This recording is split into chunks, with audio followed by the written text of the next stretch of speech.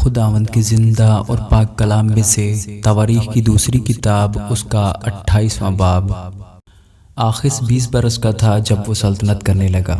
اور اس نے 16 برس یروشلم میں سلطنت کی، اور اس نے وہ نہ کیا جو خداوند کی نظر میں درست ہے، جیسا اس کے باپ داؤد نے کیا تھا، بلکہ اسرائیل کے بادشاہوں کی راہوں پر چلا اور بالیم کی ڈھالی ہوئی مورتیں بھی بنوائیں۔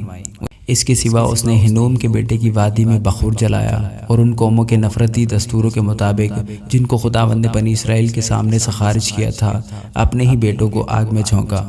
اس نے اونچے مقاموں اور پہاڑوں پر اور ہر ایک ہرے درخت کے نیچے قربانیاں کی اور بخور جلایا، اس لیے خدا نے اس کو شاہ ارام کے ہاتھ میں کر دیا۔ سو انہوں نے اسے مارا، اور اس کے لوگوں میں سے اسیروں کی بھیڑ لے گئے اور ان کو دمشق میں لائے، اور وہ شاہ اسرائیل کے ہاتھ میں بھی کر دیا گیا، جس نے اسے مارا اور بڑی خون ریزی کی۔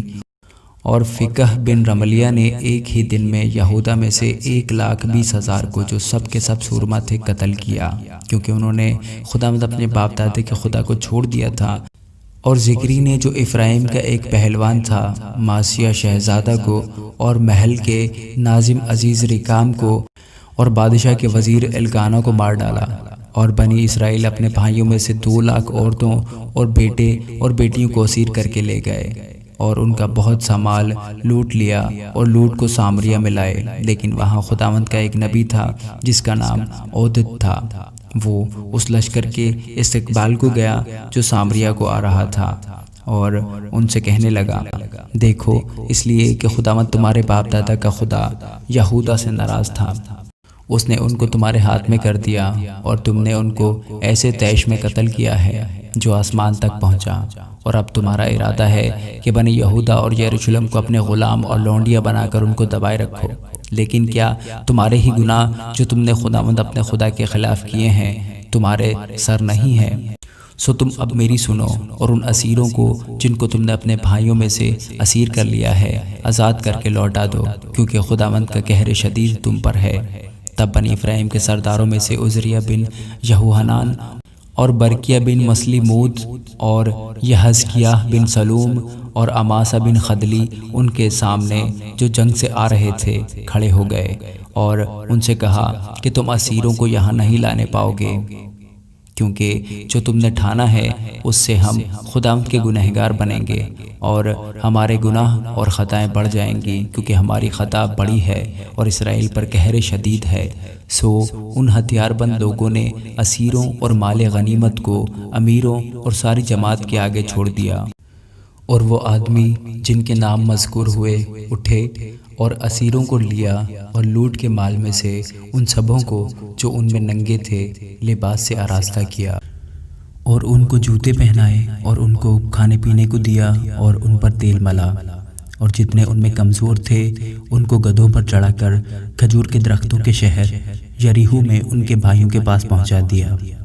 تب سامری کو لوٹ گئے۔ اس وقت آخز بادشاہ نے اسور کے بادشاہوں کے پاس کہلا بھیجا کہ اس کی مدد کریں، اس لیے کہ ادومیوں نے پھر چڑھائی کر کے یہودا کو مار لیا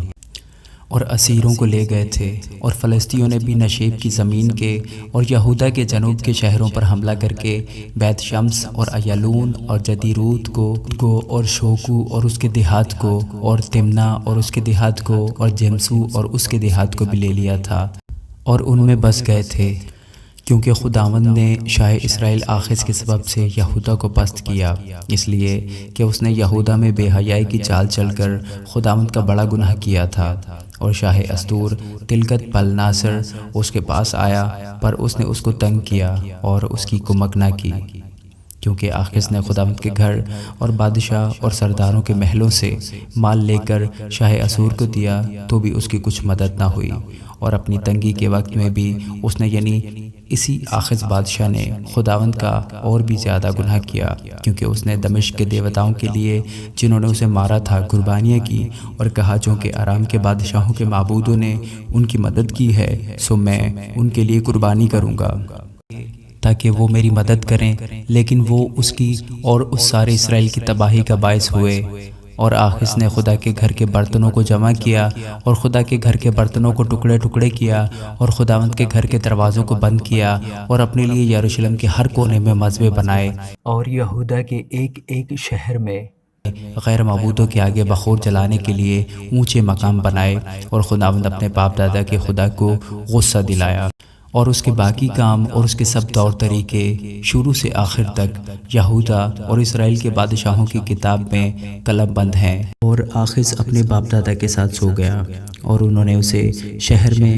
یعنی یروشلم میں دفن کیا، کیونکہ وہ اسے اسرائیل کے بادشاہوں کی قبروں میں نہ لائے، اور اس کا بیٹا حزقیہ اس کی جگہ بادشاہ ہوا۔ آمین۔